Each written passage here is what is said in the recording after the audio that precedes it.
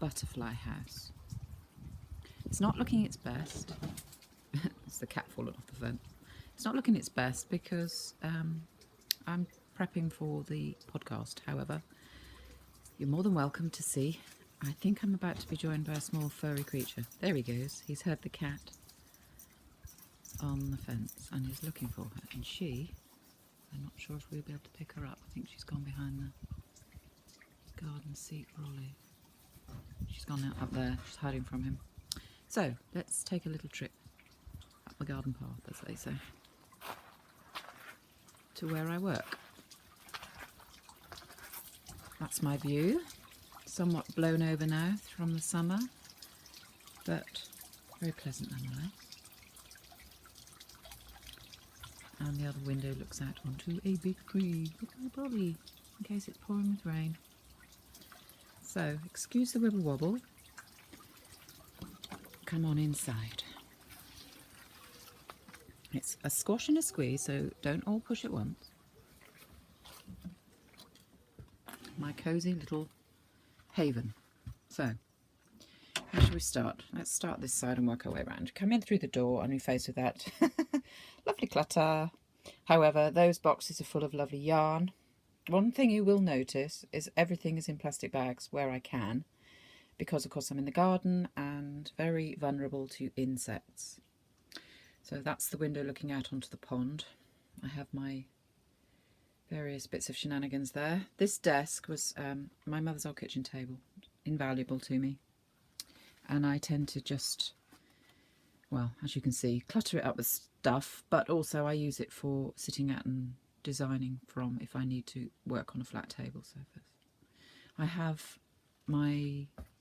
a small portion of my bead collection here, and buttons, all in various pots and things. A set of shelves. I think I've posted these on Instagram at one point. All those jars contain beads that I've sourced or bought, but generally sourced. Various other little knickknacks. Come back down off the table, sweep round.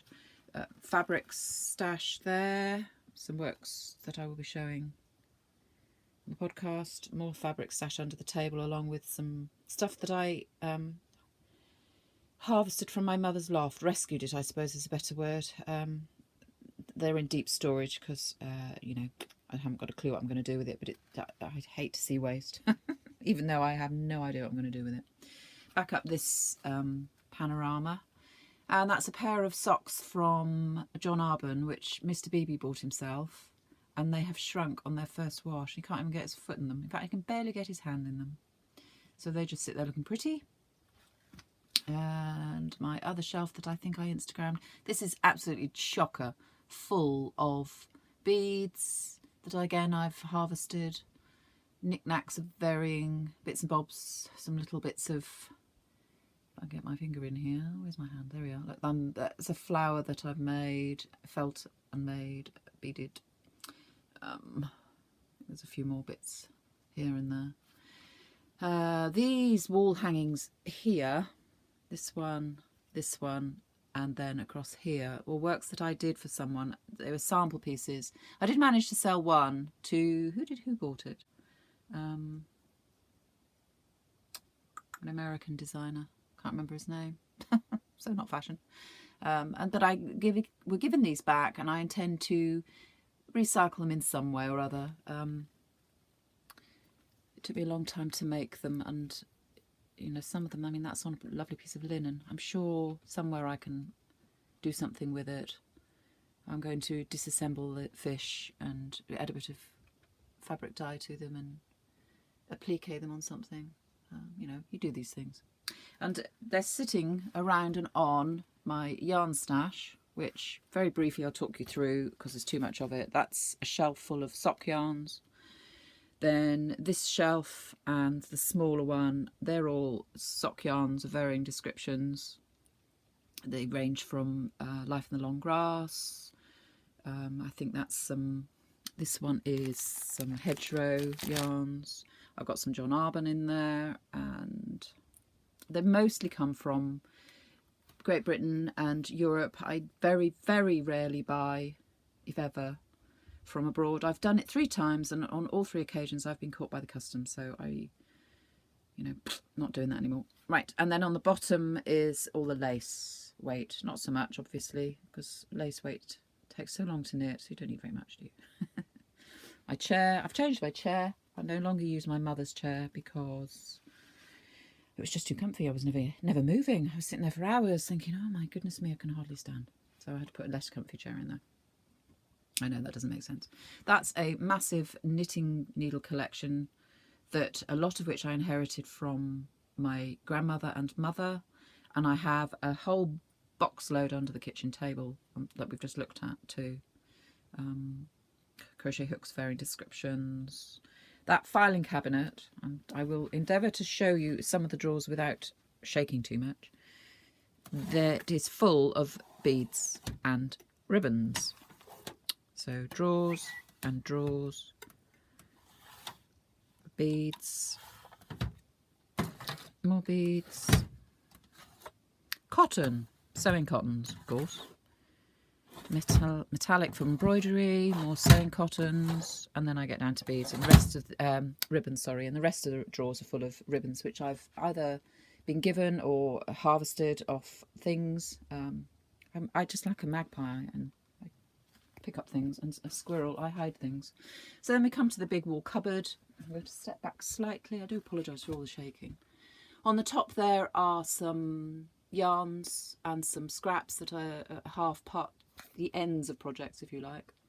Inside the cupboard I've got a mixture of lace weight yarn, some sari silk yarn, some fabrics, and across the top here are some vintage laces that I use in my sewing.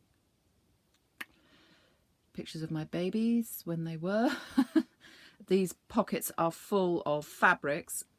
Pretty much all of these fabrics are either vintage or recycled. There's some vintage lacework here, there's some vintage silk saris here, there's some vintage upholstery fabrics here, and down around here there's some vintage Liberty, and then some old scarves, silk scarves that were my mother's. There's a lot of Jaeger and a few other old names.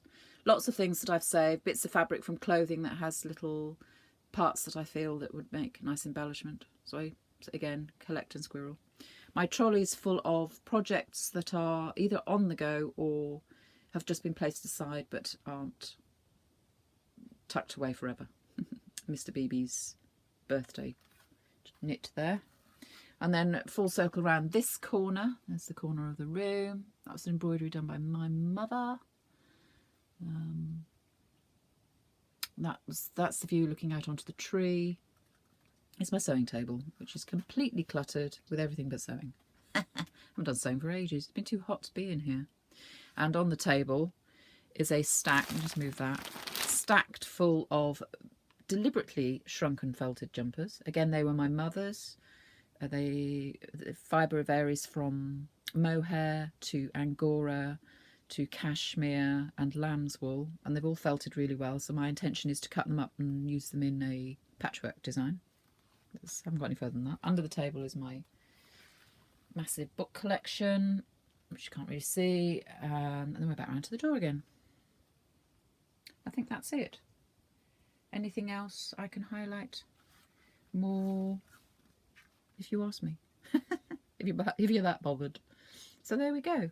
That is the place that I work. It measures 9 foot by 9 foot, if you want to sort of get a scale on the size.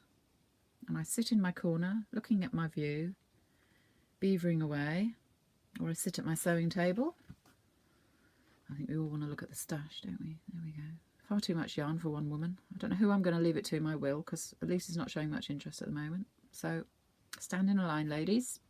Someone will get it. And there you go. So I will see you on the podcast. Bye. Hello, chums. Welcome back to the Butterfly House. I hope you enjoyed your little tour that I took you around. It doesn't take long, does it?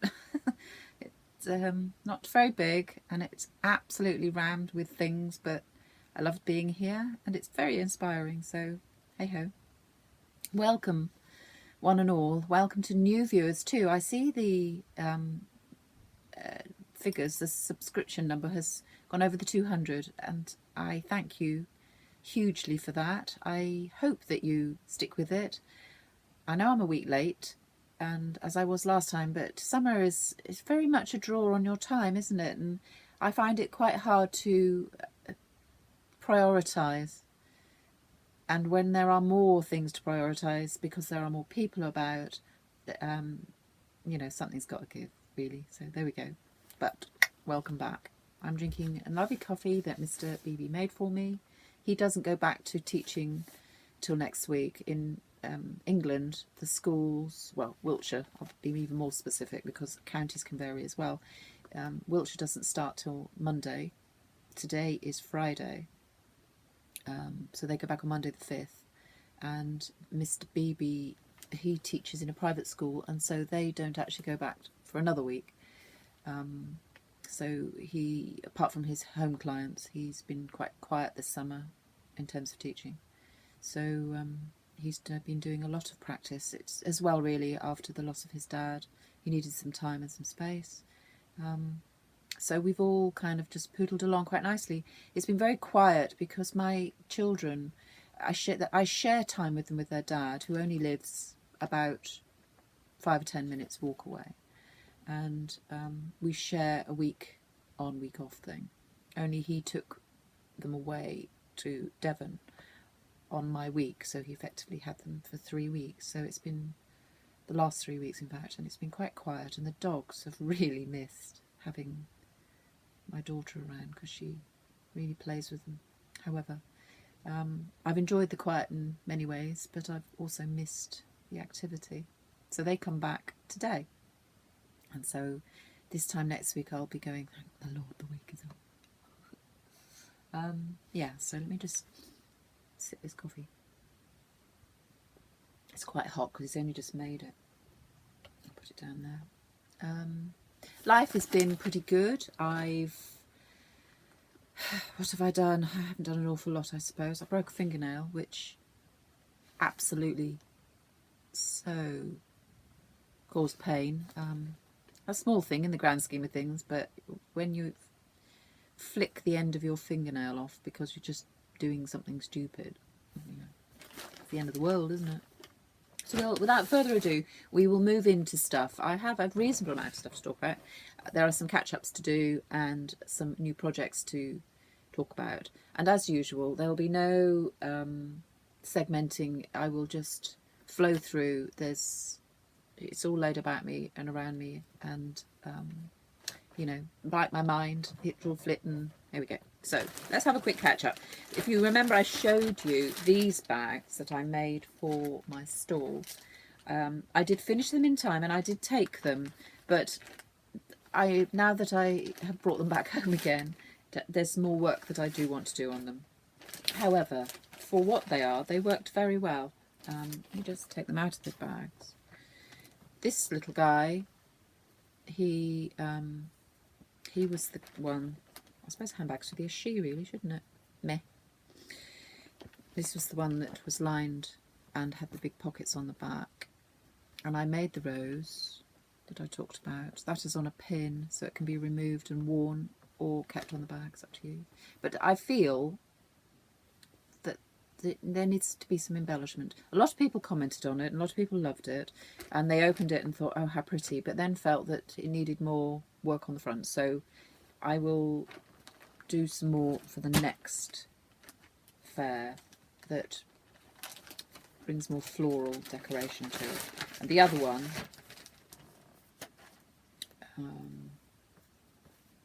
which I put the ribbon around the top, that had the zip top to it, and it did all work. It worked beautifully. It has a middle divider, and it's fully lined all the way down to the bottom. And the lining is slightly longer than the bag because as you put things in, you will stretch the soft yarn side of it, and so that the bag will then provide that full stop but allow that little extra give to start with. And the zip top gives it it's got a bit squashed because it's been packed away, but it gives it a nice permanent. Now what I may do as I'm decorating, particularly this one, not so much the open one, but what I might do is choose an applique design that has relevance to knitting and put it up as a knitting bag. That's what I might do with this one. So that's an update on those little chaps. I'm almost pleased actually that they didn't sell, because now that when I got home and had a second look, I decided they looked to me unfinished, so I will do that. I didn't do anything with the green silk sari, so I'm looking at it because it's hanging behind the camera. Didn't do any more on that. That is still hung in the same position.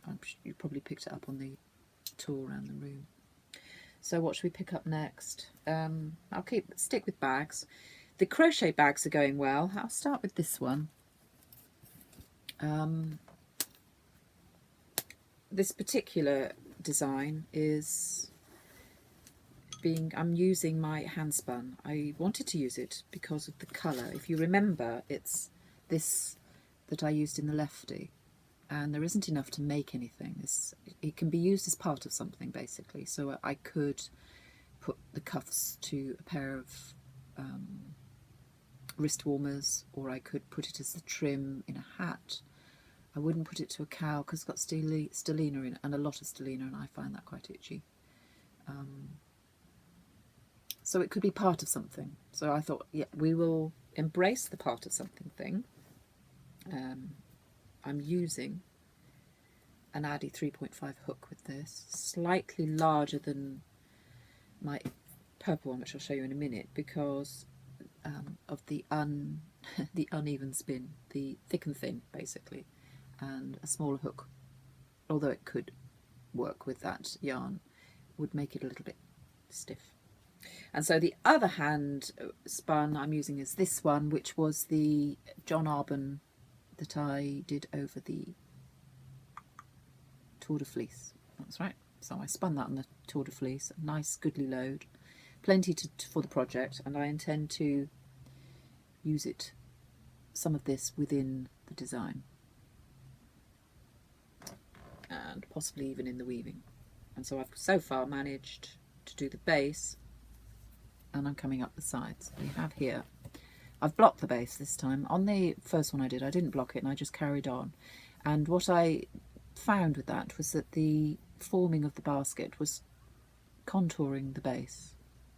So I did some weaving on that one and gave it some nice texture and stiffness. Whereas this one, I blocked it and kept it quite malleable. You can just see the corner starting to form around here.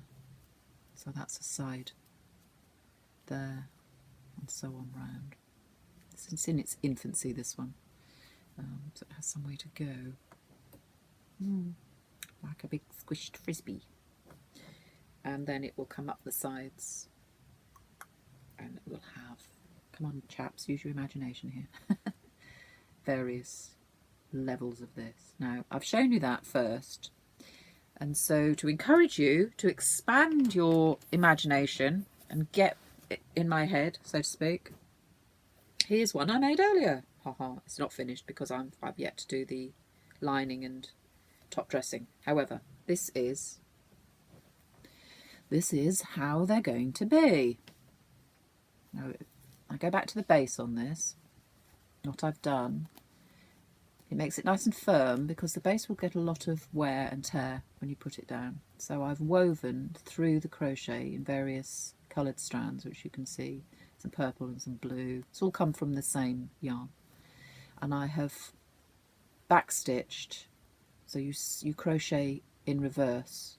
I think they call it a crab stitch, all around the edge, so that provides a firm base to it, a nice edge. And what I've done is I've crocheted up and up and up using 2 different stitches, And I've come slightly up so that it's slightly narrower at the top, but it's nice and poofed out and buckety at the bottom. So you get that kind of, you can just about see it forming there. And my two, I'll turn it to the back so you can see the stitches better. Basically, it's really basic stitching. I've done, I started here with a, now I'm going to end up using US terms. That's how I learnt crochet, and so I apologise to the British viewers on this, but this is a half double crochet, and this is a single crochet, half double, single, half double. Then I did the single, and then the single in the basket stitch that this is. So this is just crocheted into the back loop only, so you get these nice ridges. And then this is crocheted alternately, full loop, back loop, full loop, back loop across, so you get the basket weave, and then staggering them. And that creates that texture, which you can see quite clearly here, as it's unfettered by my weaving, which I've then put through the half double crochets because they're a little taller, and so they have more floppiness to them, whereas the single crochets are really quite firm in their own right. Again, this is all one ball of wool, and the yarn is Drops Delight. Yeah, I remembered that. That's good, isn't it? And then on the front, I have got some surface crochet, which runs around the base just above the edging, and then up into stems and leaves. I think if you look back on one of my episodes to a infamous pair of socks where you surface crochet up the purl lines in your socks, you will remember the trials and tribulations of that. And this was not dissimilar, trying to get your hand in and manoeuvre around. It's so much easier when you do it on a piece of flat knitting. And then these are separately made flowers, which I've then appliqued on and centered with some pink, purpley pink glass beads. So that is your outer bag. The yarn is still attached to it, because what I intend to do next, now again, bear with, just for the mechanics of it, I used an Addy 3.0, slightly chewed by the dog. He does like to run away with my hooks because I don't put them away properly. What I intend to do, here's the lining fabric which I have picked. Now this is a scrap of dress fabric. I suspect, I don't know where it came from, I'm afraid. I didn't harvest it from a garment, but I suspect somebody has. But it has some nice weight to it, and I will interface it to give it a little bit of body. But it has these beautiful orange flowers into the pink, which echo the flowers on the bag. And the colour scheme is generally rather good. So that will be my lining, which what I intend to do is slightly pouch it so that it's gathered at the top and then wider at the bottom, and then fix it to a rectangular base, and it will all hang from a cuff. And this is again recycled. This is a piece of vintage sari sash. I don't know how well the camera's going to pick this up, but it has a beautiful texture to it. You can probably get a good idea there. It's almost smocked within itself, within the weave. I don't know. I'm going to take a peer at this now, if you'll excuse me.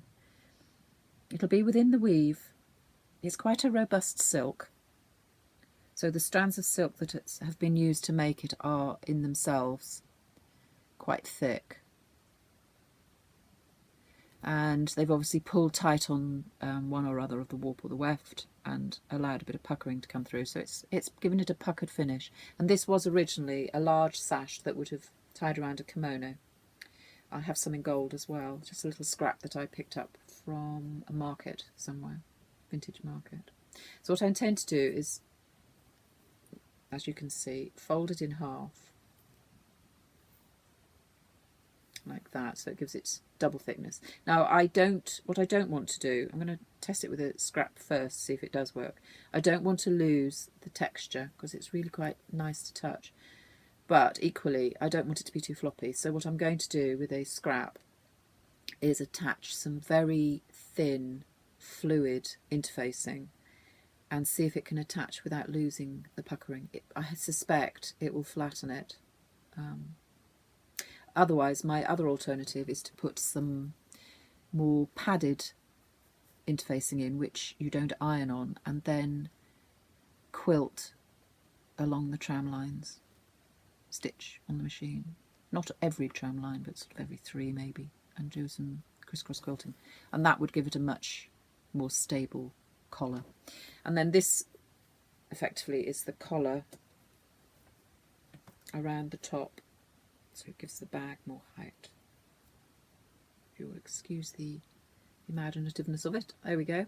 So that will attach. This is why the yarn is still a working yarn on the bag, because what I intend to do is I will, along the base of the cuff here, it will be, on the inside it will be stitched to the lining, and then on the outside I intend to blanket stitch around it and then crochet attach the outer to the blanket stitch. Now, as a construction technique, it works if you do it through the entire bulk of that fabric and rather than the front half. So I don't know if it's going to come out precisely in that way. You know, this is an experiment, and I do love to do, and generally speaking they work. What I do always make sure is that I don't break my threads too often, so I don't have that vulnerable weakness of ends woven in or stitched over or hidden ends and things like that, because that creates a breaking point or a wear point for me in my head. So however I end up doing it, it will be a continuous attachment. And as you can see by the fact that I've stacked it full of the yarn and the fabric, that it will hold. It'd be a perfect size for a small shawl or a sock project. And there's something for me quite comforting, more than that, almost. I'm not quite sure what the word is here, perhaps I won't use it, about touching the yarn on the outside before we even get to the work on the inside. So that really works for me, and it's pretty. So there we go, that's coming on a treat, those two. They take a while to do because they are only single crochet in US terms, double crochet in British terms. And the difference, for me, in my head, the way I understand the difference, apart from visual, is that in America it's a single crochet. My daughter's looking at me, so I'm going to pause just 1 second. So that was a bit of an interruption. Elise is taking Django out for a walk with her friends in the park. She wanted to touch base before she went. So what was I doing? I haven't got a clue what I was doing or saying. So wherever I left off, can't remember. I haven't checked. We will move on, onwards and upwards, as they say. Right, so this one I will just very briefly talk about. Again, you just caught a quick glimpse on the filming. Mr. Beebe's present. I don't want to talk about it too much because his present. I think he stopped watching the podcast. He watched the first 10, I think, and with me, he just used to come in and go, "Oh, can we watch your podcast now?" And I stopped doing that. Familiarity and all that malarkey. Anyway, his present, which is the Fair Isle sweater, sleeveless sweater that I'm making him, a vintage pattern from the 1930s, and I have got thus far with it. Let's open it up so you can see it. There we go. The back.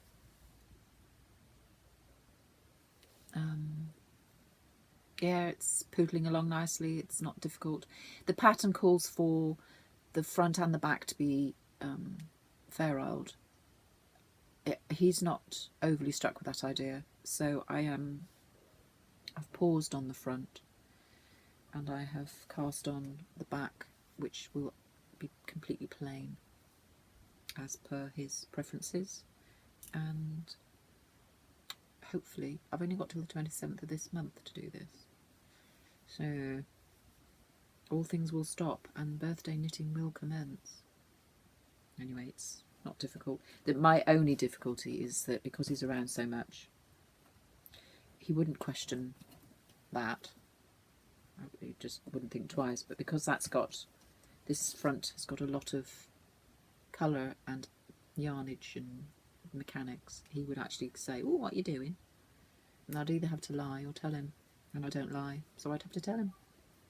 So that's slow progress. I've a horrible, horrible suspicion that he'll end up with 2 bits of knitting and a ball of yarn and a needle and said, "The rest is up to you, mate." No, I wouldn't be that mean. Right, so where are we next? I've done nothing on my own sweater. The cardigan, the red lace that I showed you last episode. I haven't picked it up at all. In fact, I haven't really picked up anything that was in progress. My own design work, that beautiful silk. I'll just stretch it out the trolley. This one, I haven't picked this one up at all. This is the beaded butterfly one that I was pointed in the direction of by Laurie. It has not changed at all because oh, there's a big spider in there. Why am I not leaping up and screaming? I'm sorry, I'm going to have to shove that over there and run away. Seriously, now I've completely lost my train. There is a spider in that bag. Oh, breathe. I'm going to pause and put that bag out the door and let the spider run out in the garden, because he'll just run out the bag and then hide in all my yarn. 1 second. My goodness me, I've come a long way. Not that long ago, I really would have just thrown that in the air and screamed. Slight increase of the heart rate and a very quick chuck out the door. Now what will probably happen is the dog will go rummaging in it, but such is life, hey. So I haven't touched that shawl at all. Not because there's a spider in it, although that doesn't help, but because I devoted a lot of my shawl knitting time to the third, is it third? Yes, the third shawl in the Shawl Society, which was the Assana. I always want to say Anane, which of course is completely different. That's a perfume, I think, French perfume.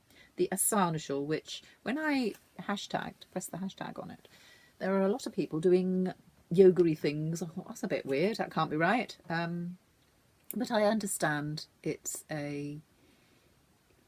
attaining a perfect position or something like that, it means. So how that quite relates to a shawl, I don't really know. But nonetheless, I've done my shawl. Now you can see me gazing round randomly. I know I brought it in, but I don't know where I've put it. What have I done with my Assana shawl? Oh, no, it is on the floor. How very irreverent of me. Let me start by showing you the leftovers. That's one bag of leftover beads, which, as you can see, it doesn't really look any different from when you saw it. However, that was the beads that I used. Loads and loads and loads. They aren't my usual Debbie Abraham beads, but nonetheless they were quite successful. They're a little bit variant in size, but the colour was right and the size was right. So that was the leftover beads. Loads and loads and loads. I stuck to the needle size recommended.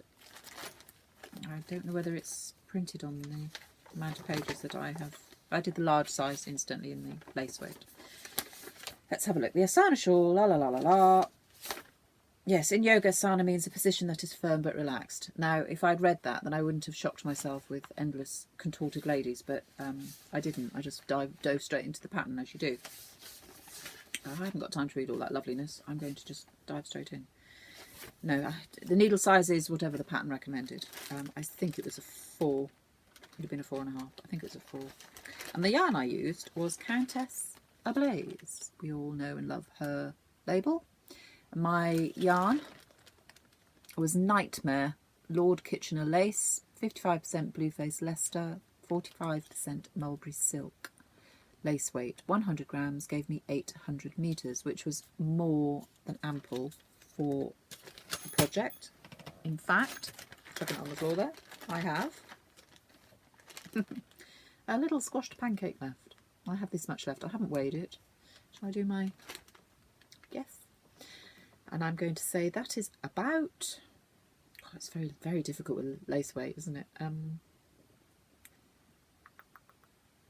going to say there's about 18 grams. There you go. When I come to edit, I will put at the bottom how far off I was. Feels light as a feather, but actually probably more than I think. I'm going to say 18 grams. There we go. Stick with that, Jane. So that's the leftovers. So let us, without any further ado, look at what we ended up with. And let's get it the right way around to start with. Truly, truly beautiful shawl. This is probably my favourite of the three. The yarn has given me gossamer thin. I suspect, now I did put some rings on today, not particularly for this purpose, but nonetheless, here we are. This is the one that I used last time. Let's see if I can get it off my thumb. Don't think I can. No, I'll have to leave that one. Let's try this one. I suspect, like all good wedding shawls, it can be pulled through the eye of a wedding ring. There we go. No effort in this at all. Get into the thick bit.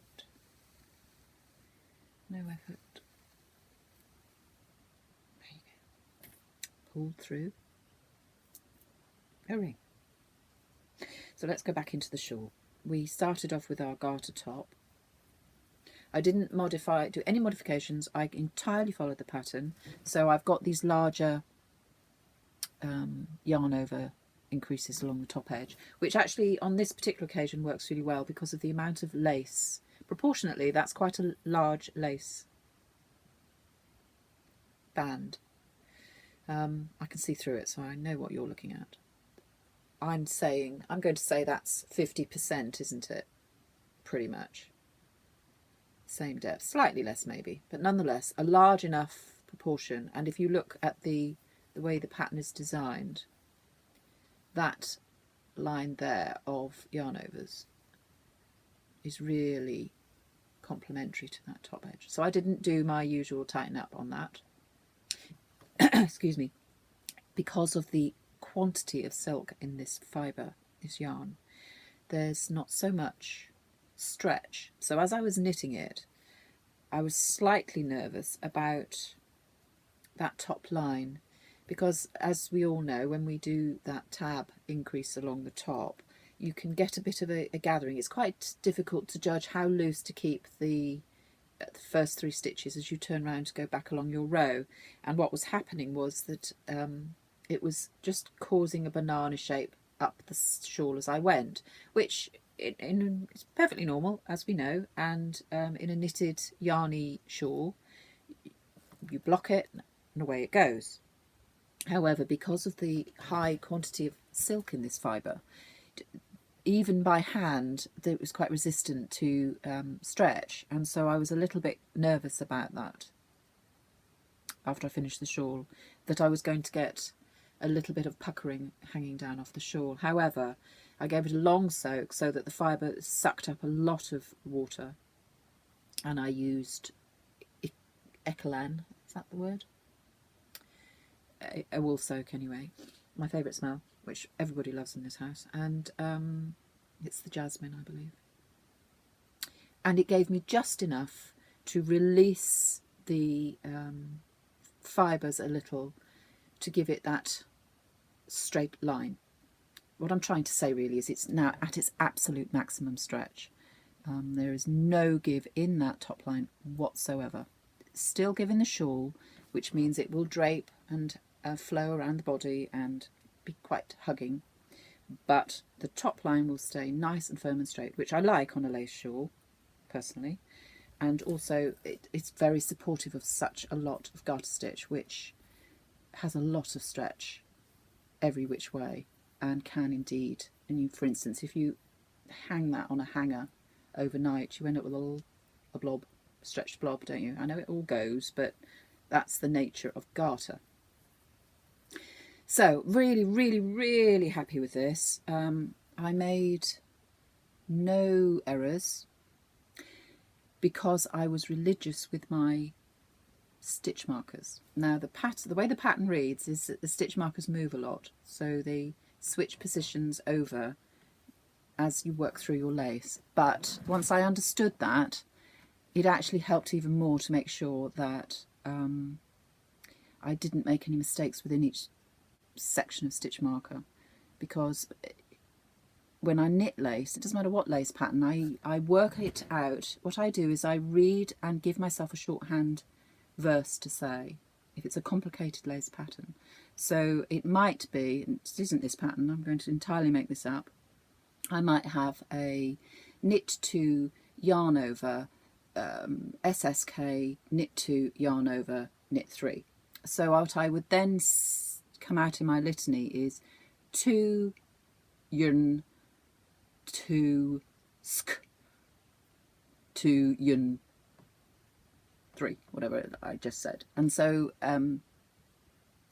it's like a little verse, and I don't consciously say it after about the third go, and my mind goes, my subconscious says it. It's quite hard to explain this, but the minute I'm not doing what my litany says, immediately I tune in and go, no, that's not right, and I'm able to pick up the mistake quite quickly. That's reinforced by the stitch markers, because I know that if my verse is not fitting the point at which I meet my stitch marker, then I've done something wrong. So I don't have to do any stitch counting. I know Helen puts a stitch count at the end of every line. As long as my verse works within my stitch marker space, I never count my stitches. And touch wood, it's worked so far. And as I say, my stitch count was perfect at the end, and yeah, no tinking back, nothing. Beautiful. It went a dream. It took a little while, because by the end of the shawl, you're just 3 stitches shy of 500 stitches.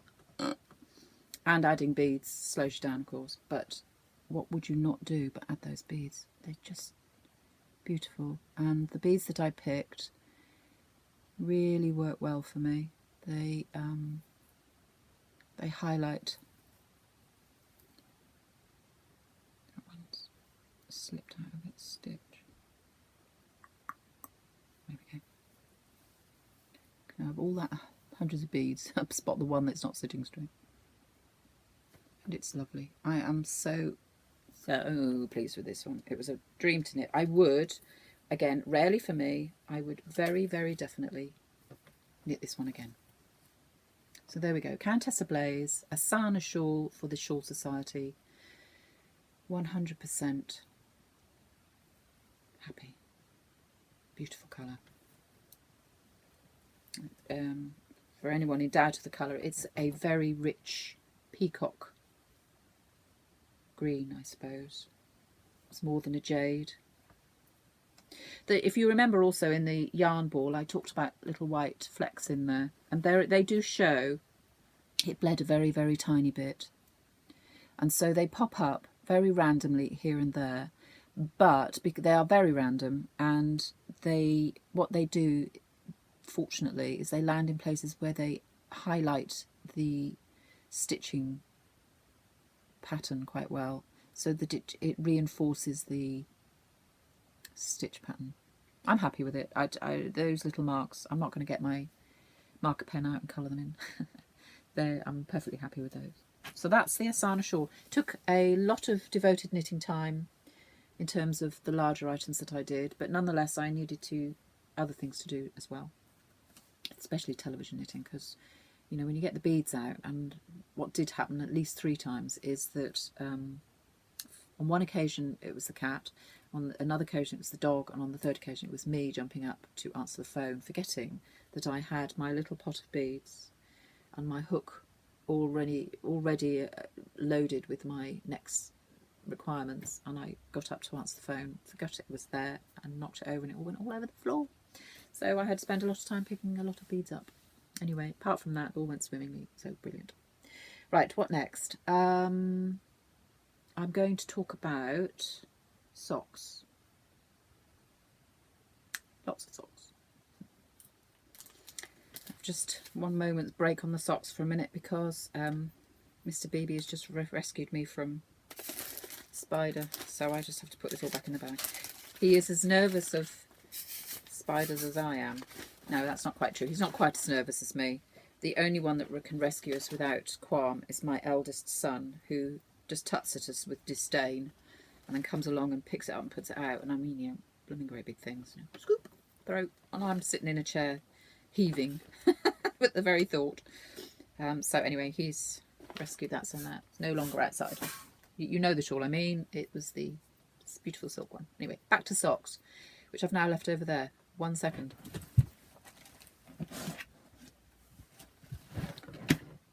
Deep breath. And I've run out of coffee. Right, box of socks. I've moved it to a new box because they don't fit in anymore. And I have finished 2 pairs of socks. There was these. I don't need to go into huge detail. I've talked about them before. The ones with the hat heel and the integral tabs that are a little different. I should really put them on the sock blockers, but nonetheless. So the front of the sock has that effect to it. So that sits right in the front centre of your foot. Now, the review on these. Mr. Beebe could get them on. If you remember his, they're perfect for me, absolutely spot on fit. Mr. Beebe has a higher instep, and so my reservation was about this angle here and here.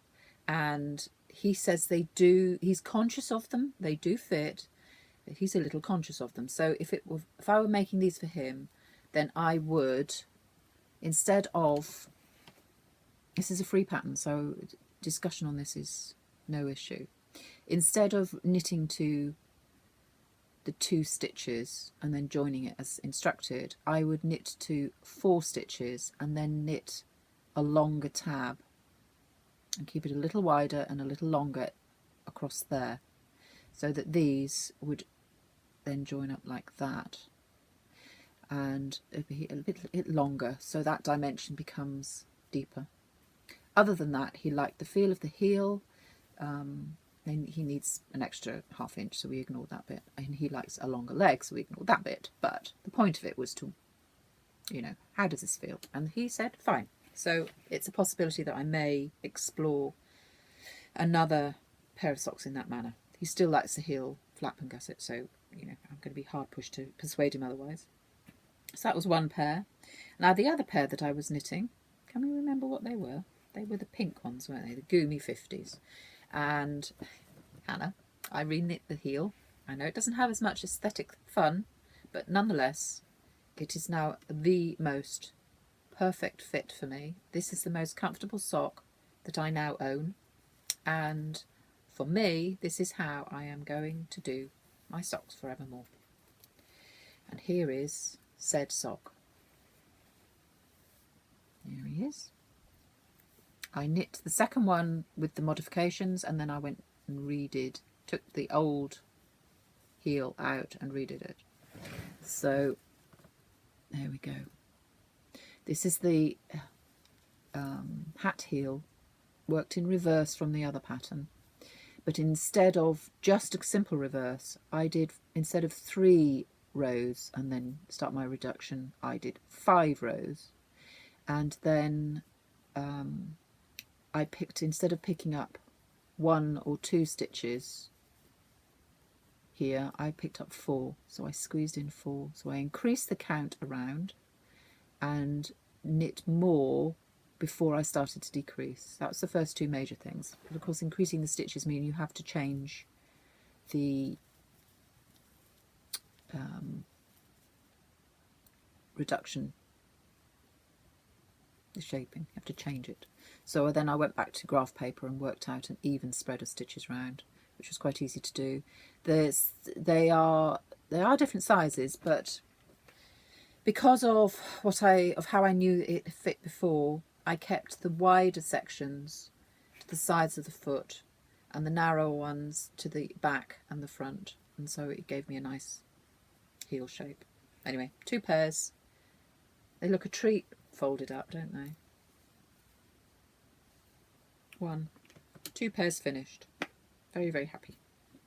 But of course that meant no socks on the needles, so I then immediately put another pair on the needles. Now this is a pair of socks that I Instagrammed last night, and all night before, last night I think, and someone has asked me what the pattern is, and I cannot point you in that direction because I made it up. I just knit it as a texture because it's a self-striping yarn and I didn't want to be knitting anything patterny, but I did want some texture. So it's standard vanilla sock that fits my foot. I have done the bucket heel in the modified version and very happy with it. And I have come up with this sock. This yarn, let me tell you what the yarn is before we get too deeply into discussion. I know I've got the label somewhere. I found this bag in my daughter's collection of I Don't Want Thises Anymore. Never been used, still had the label on it, and I thought what a perfect project bag. But it just has one too many pockets, and so I can't find anything at all. So somewhere in here is the label for the... No, I can't find it. What I can tell you is it's drops, again, Farble. What I can't tell you is the number. So someone will scream it at me, no doubt. Here is the... There we are. I'll show you the in-ball. I'm sure people will recognise it. There you go. And the pattern, for want of a better description, is entirely made up as I went along. Once I knew what I was doing, I just did it. But it's patterned across the front, not the sole, so you get that lovely contrast of stocking stitch and how the colours change and interplay when you put stitch pattern in, which I find intriguing. And then it goes all the way around the leg. What it gives is a really nice snug fit. So they're very snug in a good way. They are... I allowed a few extra rows because on the pink ones, I think I did mention at the time, they were just a little bit... They weren't tight, but I was conscious of the end of the sock, shall we say. But I'd committed myself to that because I'd already put the heel in and realised that it wasn't working. So on this occasion, I've allowed an extra 3 or 4 rows into the length. Didn't need much. The toe's my standard toe on a 64 stitch pattern. And to get to the point of the pattern, and I'm happy to share it because although I suspect that it is someone's pattern somewhere, but I have not got it. I apologise if I am giving away a pattern, but as I have no point of reference, you know, that's not going to happen, is it? So what I did, let's see how well we can explain this. What I did was in my first round, so I knit 2, purl 2, knit 2, purl 2 across the front, plain stocking stitch on the back. Second row, you knit all the way around with no messing around.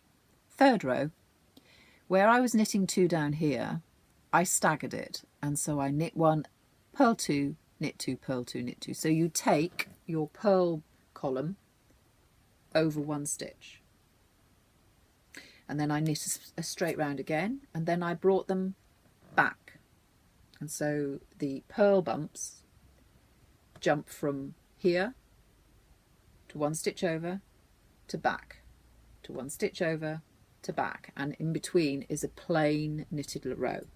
And what you end up with is, you can really see the corrugated feel to it, and that is 1 stitch remains a knit stitch all the way up, and then this one switches from knit to purl to knit to purl, and the next one knit to purl, and then you've got that ridge again.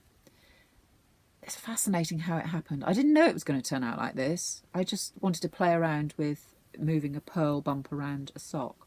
So if I stretch it out, and when you're wearing it, of course, you lose that corrugated feel on the front. You get a nice textured feel to it. But when you take it off, it pings back. Just love that. Really nice. That's why I like the all-around pattern in the leg too, because what would happen, like it does on the foot, you get a deal of distortion because that's much looser. If I show it like that, you can see how loose and pliable the sole is compared to the upper and leg, because the way the yarn is playing on itself and the stitch affects tension. My hair's falling out there. So there we go. I have no intention of putting it in a pattern because I'm sure someone's done it somewhere and I just don't know what it is. I there's no pattern to it. You knit your own sock and play around with your pearls, basically. And I'll do another one. The next one I do, I'll do the same again, but move them around in a different way. Maybe I might spiral them next time, or I don't know, whatever takes my fancy at the time. So there we go, that's one sock done. The heels, toes and cuffs are drops fibre in a, is that a drops fibre? No, that's not. That's another random, completely random 4-ply ball of 100% wool that I have no idea where it came from. I don't know. I really don't know where that came from. I have no memory of it at all. I have several like that. I probably had them a long time. In fact, if I remember rightly, when I was using the yellow one in another pair of socks here, this had a muff hole in it, the ball. So I'd get about 3 rows in, and then I'd come across a really shredded piece of wool, and I'd have to break and sew and break and sew. And in the end, I got so irritated with it that I just unravelled till I got through the eaten bit of wool and wasted all of that because it was annoying me. And I thought, I cannot sew all these ends into a pair of socks. It's ludicrous. It was in a cuff. And yeah, they were for me, and that was fine. So that was another pair I knit ages and ages ago. That just has a rib down the sides to keep it snug. Anyway, I'm losing the plot again, aren't I? So the second sock, I am just coming up the leg now. So I've done the sole. If I go back to the original first sock, I'm here. I am at the point where here I would put in my heel, but I knit the tube, I knit the entire thing. I divided the yarn in half, and I will use pretty much all of this. So that's one ball, 50-gram ball, gets me one pair of socks if I do contrasting toes, heels and cuffs. As I say, I don't like my socks too long, but if I use the whole ball, which is why I do toe up, I get a reasonable length. The pink ones, is it the pink ones? No, not the pink ones. These ones, these black ones, are much shorter leg because I did a cuff down sock, and if you look at them, quite considerably shorter because I didn't use the whole ball. Still got some of this one left in the first ball, whereas this one I just kept going till I ran out, and I made sure that when I stopped it was ready to start again on the repeat, which means they are, in fact, if I turn it round, a perfect match. Which is small pleasures, isn't it? Suits my OCD. Unlike Minna, who doesn't really mind, I do. I get really anxious if they're really completely off and complement each other. I don't have a problem. Like those socks that she made from the Hagrid yarn, where they are clearly together but separate. That's fine, but if they're just slightly off, that would really annoy me. So I try to make them match completely in circumstances like that. So what did I do next? Then I did a hat. I rustled up a hat. I worked from this book, which I've shown you before. And the hat pattern that I used, I've even marked it, how very unorganised of me, was Thicket. There it is. Pretty, pretty, pretty. The designer is, probably all know her, Alana Dakos. And the hat I did in a day because it was that easy. And here it is. My daughter's put it on and it looks gorgeous on her. I wouldn't wear it because I don't wear hats. Make me very hot, no matter what they're made of. I used to wear them all the time, but I don't anymore. If I were outside for long periods in the cold, I would, for health reasons. But I don't. Also, after I had my kids, I had quite a borderline alopecia. One or two very thin patches, particularly sort of at the back and under. And so it's made me very wary of clamping things down on my head. So there we go, that took a day, and the yarn I used for that was King Cole Riot, which is a blend, 30% wool and acrylic. That's very bright, isn't it? Because I've got lights on so it's so dark. The colour on that was shade 405, and 100 grams gives you 294 metres. It's a DK weight. And what I plan to do, I put this on Instagram last night, is I planned, notice the past tense, knit some gloves out of the same yarn to go with the hat. And the pattern I picked, well actually they were fingerless mitts, the pattern I picked was out of the same book. It's Verdure. There we go. And yes, I have that expression on my face. I've never come across a pattern so overly complicated, both in its written and its chart. I can't show you it because you'd have to buy the book really. And I'm certainly not criticising the designer because someone else might find this a dream. The problem is, for me, what the first problem is that the written instruction and the chart are on different pages, so you have to flick backwards and forwards because I work from the words and support the rights and wrongs with the chart. So I was constantly doing that. That's the first thing. The second thing, and this is where I take responsibility, I now pick up said knitting, is I chose to do it on magic loop instead of DPNs because I didn't have DPNs of the right size. I thought, that's right, I'll do magic loop. I could do magic loop with my eyes shut. Won't be that difficult. I think they're on DPNs for a reason. And the reason is because of the way the pattern reads in the spread of the stitch. And basically the pattern goes up a panel and then you've got ordinary knitting either side of it. And if it were on DPNs, you'd have your pattern panel in 2 DPNs and then your basic other stitches on the other 2 as an indicator of where your pattern is forming, if that makes sense. Whereas on a magic loop, you've got half the stitches on one side, half the stitches on the other, which means that the pattern panel gets broken up towards the back end of it. So I don't get any rhythm, I'm constantly double checking that I'm in the right place, and then I forget to do the ordinary stitches when I go back to the panel pattern, and so on and so forth. And so I have the cuff I did in milliseconds, merrily carried on to go into the hand and tinked back the first 3 rows more times than I've got fingers in various degrees. And so I got very cross with it, and it took a trip across my living room floor, and then I told myself off being silly. I picked it back up again, wound up the yarn and put it away for a while. I didn't put it on the naughty step, and I might have done if I'd been even more cross, if I hadn't taken a glass of wine or 2. I took responsibility by saying, you know what, it's not its fault. If I'd used the DPNs, I wouldn't be having the hissy fit. I will make the gloves because I love the yarn and I want them to match the hat.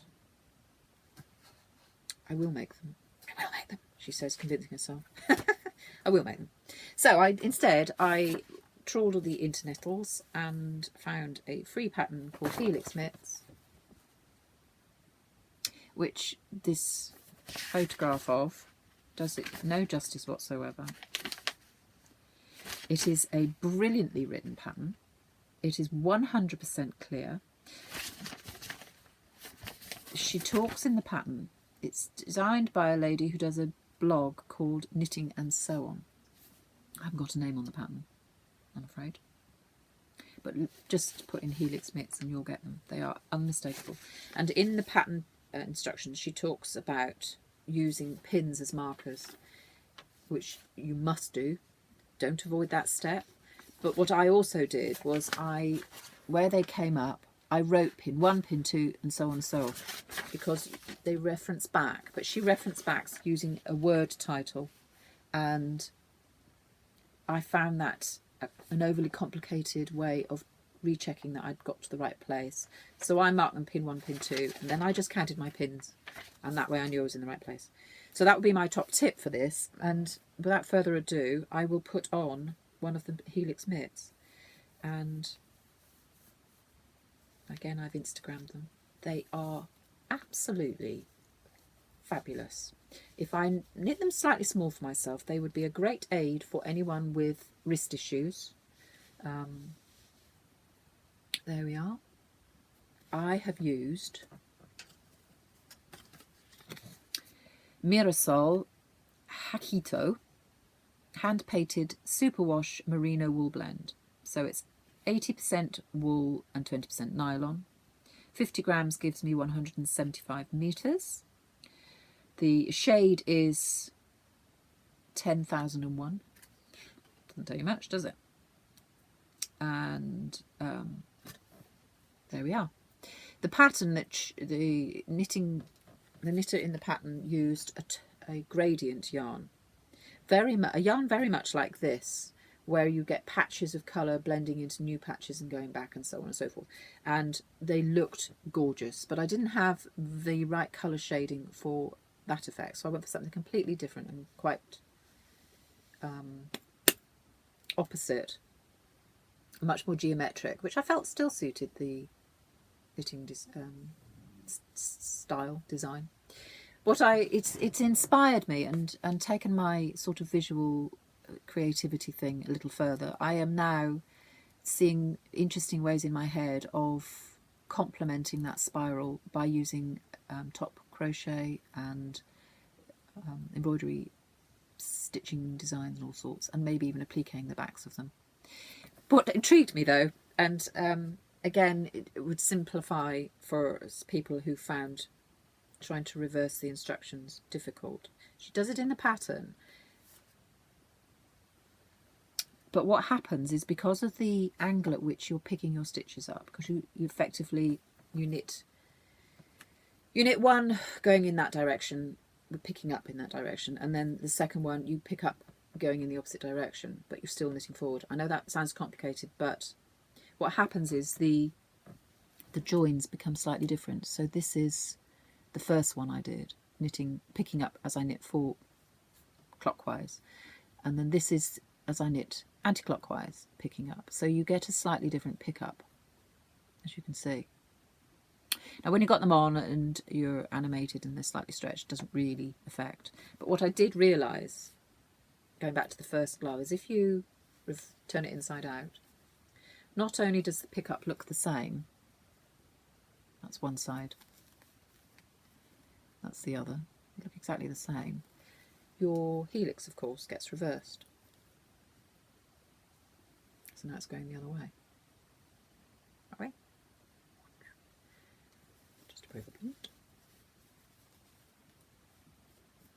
That way. Which means you only actually have to knit that glove twice and turn one the inside out. And then you get a perfect match, as opposed to the OCD in me, which does see a small difference in the spiral. But hey ho, I'm very happy, really, really pleased. They are quite inspirational. I'm also seeing a crocheted, more feminine edge to them, top and bottom, if you wanted to. I can see them in quite masculine colours. Mr. BB, he's a guitarist, and he said he can, if I make them tight enough, he can wear them on his strumming hand to support his wrist. He's not 100% sure he can't wear them on his fretting hand. He's going to try. So I thought I might make him a pair too. My daughter loves them.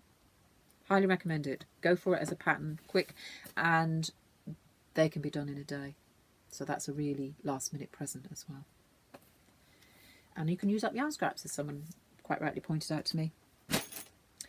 What else? No more knitting, a little bit of spinning. If you remember, I was spinning from Spin City. I had a lovely fibre. I had the name of it, and now again it escapes me. I did want to reference it as something to do with unicorns, but it's not. It's fairy dust or something like that from Spin City. And I got through half of a 100-gram bat, for Tour de Fleece, and my plan was to ply it to a drops fibre lace weight in silk and alpaca, and I've done that. I managed to spin from my 100-gram bat. I only got the first half done in the Tour de Fleece, so then I kind of wound down the energy on it and dipped in and out of it. So it's taken quite some time to do this. And the 100-gram bat gave me, in lace weight with sections of cobweb weight, simply because I lost concentration, 755 metres, which I feel is pretty darn good. It would have been close to the 800, but as I say, I lost concentration and got a little bored on the second one, and so there's sections where it's actually thicker, but it's still a lace weight. And so for the last 3 days I have been plying to the 800 metres of drops lace weight, and it has taken 3 days, 3 sessions of anything between 1 and 3 hours, depending on my boredom threshold. And if you get bored plying, your plying suffers, as I have seen on 1 or 2 sections of this fibre. However, it's done. It's a little bit damp, I'm afraid, because I only soaked it last night. Here is the massive 755 metres of yarn. Let's get a close up. I'm going to take this ring off because it's going to catch in. Right, here we go. So you can see the grey drops lace weight running through the entire thing, but it changes in tones depending on what it's being plied with. So there's some really quite deep pink colours in there, and there's some white. Let's see if I can find a section with a bit of white, the white being the silk in the bat. So there's going to be quite a high silk content in this. I'm not sure I can find any of those. And there's some very pale pinks, and it plies against grey as well. If you look here on the tie, that is the original drops lace weight, quite dull grey. And so what I feel this has done, there's a small amount of stellina in here because that came in the bat, and I don't really like it very much, so I let a lot of that drop as I spun, but needless to say, it retains some of it. You can just see, hopefully, some of the sparkle in there, but it's small amount. It's still very damp, so that it's quite a flat looking yarn at the moment. It will flump up a little more. It's still incredibly soft, not as soft as it was because of the nature of the ply. Now that's a very interesting thing that's happened here, because the drops lace is a 2-ply lace weight, so that's 2 cobwebs plied to make a lace weight, and so they'll have been spun, for want of argument's sake, they'll have been spun clockwise and then plied anti-clockwise to counteract the spin on it. And what I have done is I have spun clockwise my fibre, and then I have plied to an already plied lace weight, which has already gone through its anti-clockwise process, and so now I am anti-clockwise it even further, so I am unspinning it even more. So I did wonder what was going to happen with this, and the reason why I went ahead with it, because I'd seen it done by Isabel from Fluffy Fibres, and she had used the exact same lace weight as her base for her own fibre to go on it. I feel she might have spun her fibre much thicker than me. And what has happened, and if you remember, I described the boucle feel of the yarn I'm using for my cardigan, where the nylon thread has been spun around the woolen thread, and so has caused a little bit of a puckering as it's spun tightly round. So you have a core of wool and then this nylon thread to give it its ratio, and it's, as you knit it, you get that buckling highlighted and you end up with a boucle feel to it.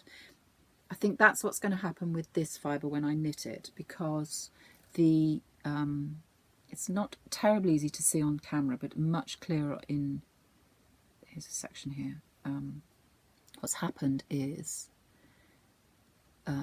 my homespun fibre has spun itself around the drops and caused a buckling, which I quite like. It's more pronounced in some areas than others, depending on my original spin. And also, as I applied, I changed and I applied tension to my fibre and allowed the grey to wrap around me. And then I changed it and tensioned the grey and allowed mine to wrap around the grey. So you get a little bit of play in terms of predominant colour and texture. So at the moment, I'm very happy with it. As I say, it's not quite as soft as it was, and I suspect that it has also something to do with the stellina in it. I will knit it, use it and knit it, and show you what happens with it, because it's all, you know, the next level of the process. I have a pattern in mind. I think I talked about it before. I may not do that pattern. I don't know yet. There's not enough for it, and I would have to spin up some more. I have a second bat of the Spin City, and I would have to spin more, and I'm not sure I could face that right now. However, that's a little way off, so by the time I get to the need, I might have moved away from the negative and be happy to spin some more. So watch this space with that one. Pleased that I managed to get through 755 metres of plying, because plying is not my favourite process at all. So I'm going to finish now, wrap it up with a few purchases that I feel I must talk about for varying reasons. But I'm not a huge purchaser chatter, but I will fly through them. The first is this ball of yarn that my children brought back for me from their holiday. They now know that wherever they go, all they have to do is buy a ball of yarn, and I'm a happy mum. So I get yarny things no matter what. So they bought me this Wendy, and it is 100 grams of chunky, yes, it's chunky, there we go, 10% alpaca, 50% wool and 40% acrylic, 180 metres in 100 grams. Actually, it's quite soft. I'll just burst the label. It is quite soft. However, what I intend to make from it, because it's not soft enough for me to wear, but I would like to make something that I can keep. So I'm going to save it and make myself a yarn bowl bag with it, in very much the style that I've already shown you. So that's that. Thank you very much, kids. Second parcel is this one. I don't know why I bought so much yarn this last week or two.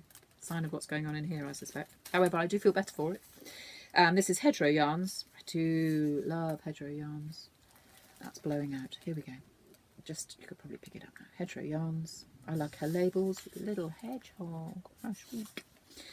Hand dyed and hand painted. What I've got here is a merino nylon sock, high twist, 80% merino, 20% nylon, 365 metres in 100 grams, individually kettle dyed, one of a kind. It doesn't have a name on the label. It probably did when I ordered it. I can't remember what it is, but it's not written on the label. So it's beautifully soft. Very high twist. I have a few high twists, and I have a number of hedgerow yarns up here. So that will fit. If I haven't got it already, unbeknownst to me, which I suspect I have. Yeah, so that's that one. And then this is the reason why I added that one to the order. This is what I wanted. And this is Silky Singles 4-ply, 100 grams, 70% merino, 30% silk, 400 metres, and the shade is Rosemary. And this is so soft, just like the Assana shawl. And when I said I would be happy to knit a second one, there it is. Similar colourway, but nonetheless, because it's so easy to wear. And she gives you a little stitch marker and some tea bags, but more importantly, second to the yarn, of course, bag of lavender in there. So when you open your parcel, the smell, in fact now, whoosh, lavender, beautiful. And then I bought some Countess Ablaze. That's on the back of my pleasure of using her silk yarn, along with the email that came from the Shawl Society preparing you for the next shawl number 4, and it's in DK weight, and I don't really have, well, I have some, but it's not enough quantities to knit a shawl. So I ordered something from Countess of Blaze, but now I've got it, I'm not sure I'm going to use all of it, and I might, if I have the right colour. I haven't rummaged around and had a look yet because the DK yarns are over by the door there. I may well swap a couple of these, but basically what I've got, the suggestion is 3 different balls of DK, and she didn't have 3 that I liked that worked together well, so I bought 2 of the same colour and a complementary colour, but the 2 of the same, because they're, of course, they're hand dyed, they are quite different in the skein, same tones but different ratio, and so if you were knitting them together you would definitely use the 2 together. But in a shawl, if I separate them and divide them by the contrast colour, I'm effectively getting 3 different balls of yarn. So what I've got are these. The one in the middle being the contrast, and the 2 each side being technically the same colour. But this has got a lot more brown in it than this. So I think they would work as 3 different colours. So what I've got here is the 2 that are technically the same are Antique Rose, brackets, light. Well, I suppose actually Antique Rose and Antique Rose Light. So they are 2 different ones. DK weight yarn, 100 grams, 240 metres, which is just over the requirement for the shawl, I believe. Not by much, 10 metres maybe. 50% Blueface Leicester and 50% Masham, which I haven't used, haven't knit with. It's very plump, very, very plump yarn. For me, there is a very tiny itch, so I possibly would have to gift this. I need to see the pattern first, to see how it would be worn, because it's a DK weight, and if it's big enough, I would wear it very much like I'm wearing this throw at the moment. I would wear it over my shoulders like that. I wear this a lot out as extra warmth, if it's just not cold enough for a coat, or over a coat because it's too darn cold even for a coat.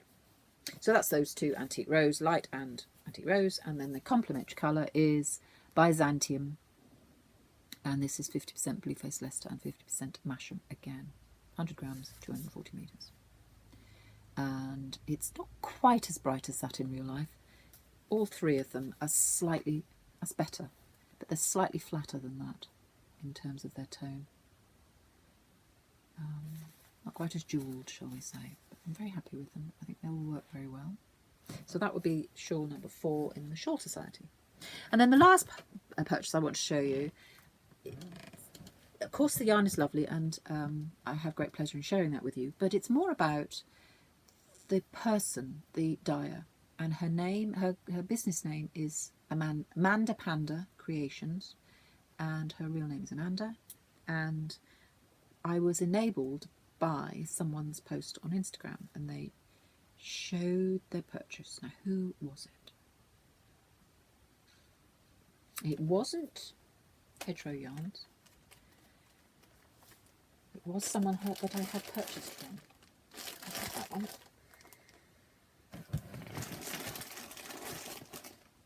Yep, that's Hedgerow's up. Can't remember. I had purchased from her, and I thought she put an Instagram up. Something fell off my lap then. She put an Instagram picture up and said I was recommended this yarn by a friend, and I'm very impressed. And it was such a pretty yarn. I linked over to the designer, which was Amanda Panda Creations, and went on her site. She didn't have a huge amount, but she had some gorgeous, gorgeous things. But in the space of my decision to purchase and actual purchase, I was trolley jacked, I don't know what the word is, basket jacked, I don't know, twice, and lost 2 of my choices, because I had actually chosen 6 skeins of yarn, and 2 of them went within my exchange of questions. And what I wanted to do, because as you know, we all know when we buy from Etsy, there's a line at the bottom which says contact seller for multiple purchases, postage. And in my resolution of that question, someone had bought 2 of the choices that I made. However, Amanda's patience and perseverance and kindness, I got there in the end. And so as a seller, she's 100% committed, I believe, to the welfare of her purchaser, her customers. On top of her product being very buy-worthy and priced at a wonderful price. She's a British English. Let's have a look. I've got the receipt in the box. All came beautifully packaged, came very, very quickly. So she is on the ball in that respect. Right, here's my, whatever you call it. Doesn't tell me where she's from. I can't remember. Look her up. She is UK for sure. Whereabouts in the UK, I don't know. And I purchased 1, 2, 3, 4, 5, 6. Got back to 6 because I added in a colour that was the second choice, and I had not put on the original pick because I'd already decided 6 was enough. So I went back and put that on. And then in my exchanges with her, she said, oh, I'm actually dyeing up a new batch of the other colour that you have missed. Would you like me to include that? And I said, yes, please. So I postponed the purchase. Just picking up this invoice again. I postponed the purchase in order to add that one in. And she did all of that. And there was a lot of fiddling around and being very silly. But on my side, not hers. And nonetheless, the parcel came. So let me show you what I bought. They are merino, 80% merino, 20% nylon, I believe. Don't hold me to that because I don't have labels on them, and I'm remembering that. So for the one that I added to, and she added to my order as a re-dye, this is called Bee Flamingo in a Flock of Pigeons. So again, not my colour palette particularly, pink. Purple I do like, and I like these aqua colours, but it's quite a strong pink. But I just love the name so much, and I love the fun of it, so I don't quite know what I'll do with it. I suspect it will be socks for my daughter. She's not a pink girl either, but she's got a sense of humour, and she'd like to be a flamingo. So that's that one. Now I'm going to look up the names as I go, because I can't remember them. And as I say, there's no labels on them.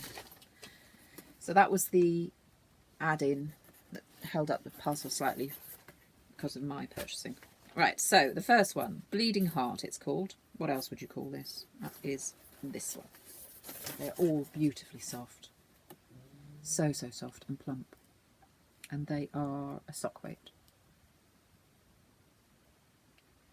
Each of them, she's attached a stitch marker as well, or project marker.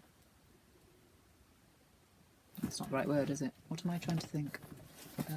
Progress, that's the word. Progress marker. So that one's called Bleeding Heart. And to sort of complement that one, I also ordered this one, which was called Ladybird, and I think they actually work together well. They have, this is a stronger and more deep tones of very similar colours. So I think that they would work together. I've worked out there's about 250 metres in these skeins. So that's 500 metres, and that would knit me, what I'm planning to do is get some black. That would knit a sweater. Don't know what the pattern will be, but there you go. Then I have got, I'm trying to get them the right way around. This one is called Love is Strange. This is very much my palette. I like that a lot. And because they're so soft, that would go around my throat, so that would probably be a cowl. And then I have 2 more, which is Ivory, Seascape and Aquamarine. Let's put that box down. This is Ivory Seascape and this is Aquamarine. Again, they would complement each other in a shawl pattern. They again come with their little progress keepers, which I thought was such a sweet touch. So, Manda Panda Creations. The last time I looked, I'd pretty much clean her out, but she has dyed up since, so I'm sure there's something left in there. Put back in the shop. And that covers everything. Again, I am surrounded with devastation. I might pop a picture on the end.